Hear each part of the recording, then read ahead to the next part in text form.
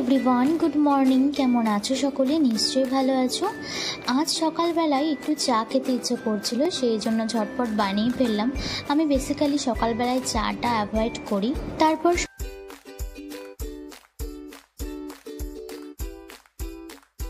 সকালে ব্রেকফাস্ট তৈরি করতে আসলাম। আজকে সকালে বানিয়েছিলাম স্যান্ডউইচ। তো ব্রেকফাস্ট সেরে স্নান টান করে রেডি হয়ে গেছি। আজকে ভাবছি একটু ঘুরতে যাব আর বাইরে থেকে লাঞ্চ করে আসব। আজ ছিল আমার ভেজ ডে। শুক্রবারে আমি নিরামিষ খাই, সেই জন্য ভাবলাম বাইরে থেকে একদিন ভেজ খাবার ট্রাই করি।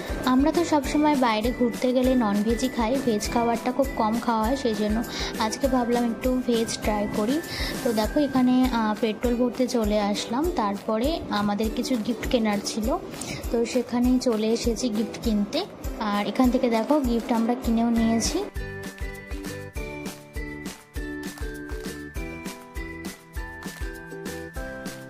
তারপরে সোজা চলে গেলাম একটা ভেজ রেস্টুরেন্টে।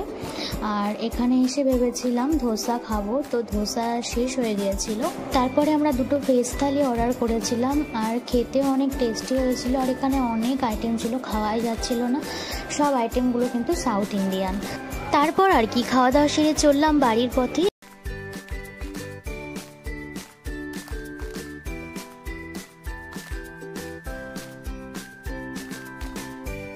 আর ভিডিওটা এখানে এন্ড করছি।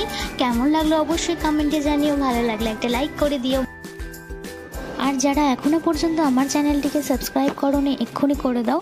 তোমাদের সঙ্গে আবার দেখা হবে নতুন আরেকটি ব্লগের সঙ্গে। ততক্ষণ সবাই খুব ভালো থেকো, সুস্থ থেকো। আজকের মতো টাটা।